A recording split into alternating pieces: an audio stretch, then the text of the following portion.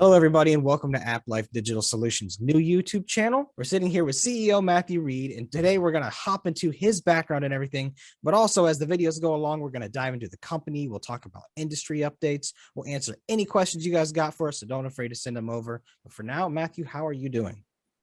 I'm great. How are you doing? How's that side of the planet? I'm doing pretty well over here. How is the other side? We're suffering from some rainstorms, but we are surviving the heat of the summer. Awesome. So during this, I'm going to want to figure out how you wound up over there, but start us off by telling us your past experiences, kind of dive into it a little bit and tell us what sparked you to get on the path you're on now. Okay. I'm born and raised in New York City. Went to NYU, stayed in the city for school. After school, I headed out to Los Angeles. I spent about 20 years in LA. I was in the entertainment industry. And at the end of my time, I just decided I was ready to move on and do some other things. I decided to move, and I was trying to choose where I was going to go. And I decided that I wanted to try something new. And at the time, it's been about 9 years. I've been out in Shanghai in China.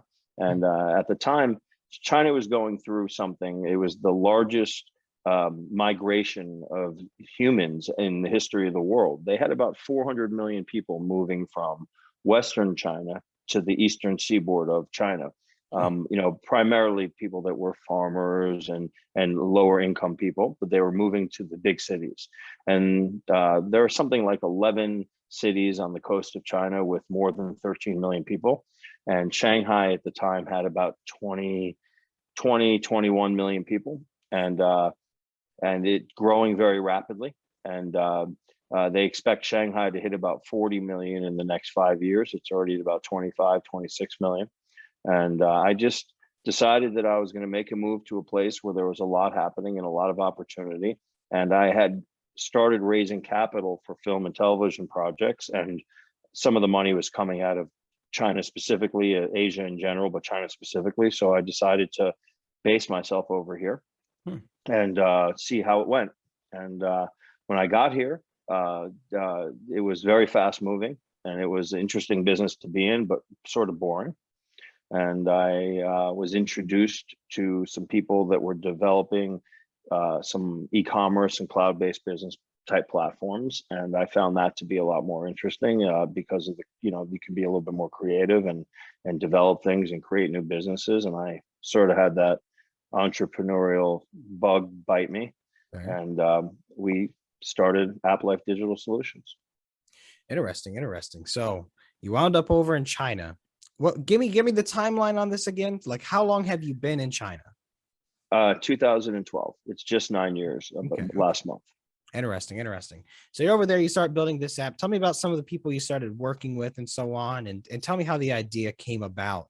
Like what drove you? You know what I mean? Well, actually, it started, the first project was called B2B CHX. And it started because people were literally calling me up from the US saying, hey, I need a favor. My mother owns a jewelry store in Florida, and it's Valentine's Day, and she's about to order $10,000 of heart-shaped pendants from a manufacturer that she found online. Okay. And she's about to send them the 10 grand. Now, for a really valuable company like Tesla or Apple, they have attorneys and insurance companies and actual businesses that do on the ground research and background checking of the companies. But for a small to medium-sized business, it's not really possible. And unless you read and write Chinese, you can't find out information about them online. So for a couple of years, I would do my friends favors, and I would literally either get in a train and go out 45 minutes outside of Shanghai to a factory and check it out, or I would make a phone call to a friend in Beijing and say, hey, I need a favor, or down in Shenzhen, I need a favor. Could you tell me if this factory is actually operating? Even if you could swing by in a car and just take some pictures that show people going in and out so they know it's real. And after doing that a few times, I thought, I can automate this. Yeah, there's got to be a better way to do this. So I created a partnership. To background check companies legally in China, you have to have a license, and there's typically a lawyer that has that license. So I created a partnership with a law firm on the ground in Shanghai and built a platform that allowed people just to go in and make an order by entering the name of the company in English, and the law firm and the clerks in the law firm take that and they go into the the state agency computers, and they go into the systems here in China, and they do the research on the company. And we offer 3 different sizes of background checks from the companies. And so we started to, slowly sell a few of them here and there. We weren't really doing any advertising, but that was the first step into creating e-commerce and cloud-based businesses for us. And I got approached by a group in New York, actually, that said, this is a great model. Everybody in the US was screaming, China, China, China, fraud, fraud, fraud. And this is a great model, and you should go public. And I thought, well, that's kind of bizarre. We really don't have that much revenue. And, and we have other things that we want to do besides just one. They were like, that's why you guys should go public. You'll be able to grow faster, raise capital.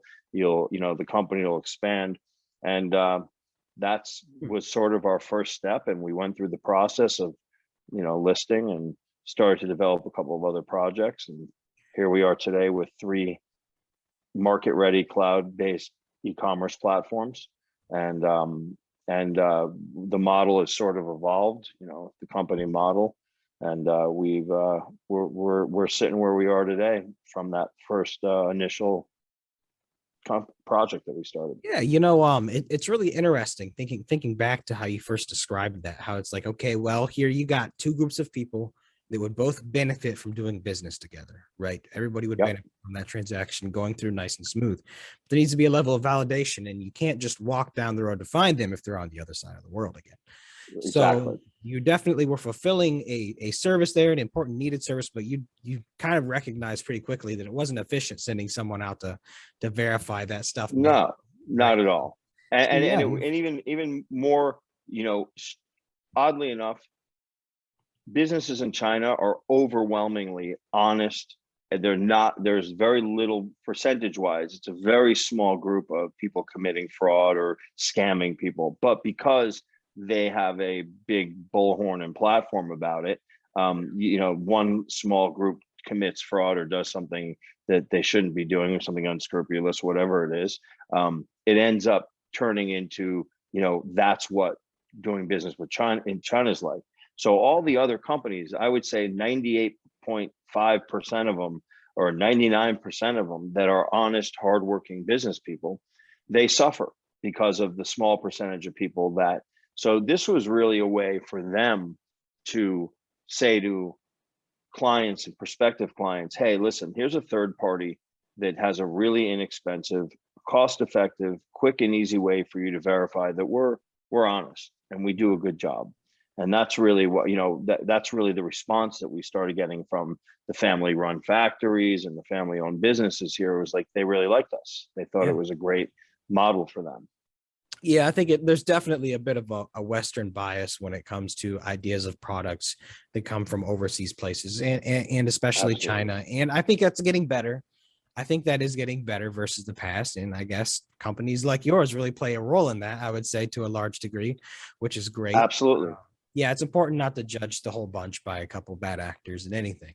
And I think that's a very important lesson to learn in life in general. But getting back to it, so now here you are, you're at AppPLife Digital Solutions, you're the CEO. Tell me what that looks like, being the CEO. Like, so what do you do like day to day?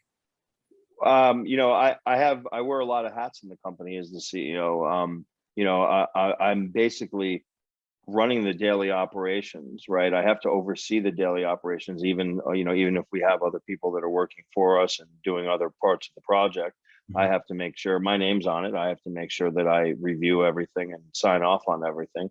And as a public entity, you're putting your signature on SEC documents and audited documentation. So I take that responsibility very seriously. Yeah, you don't want to and so yeah, exactly. I'm the name. I'm where the line. I'm where the buck stops.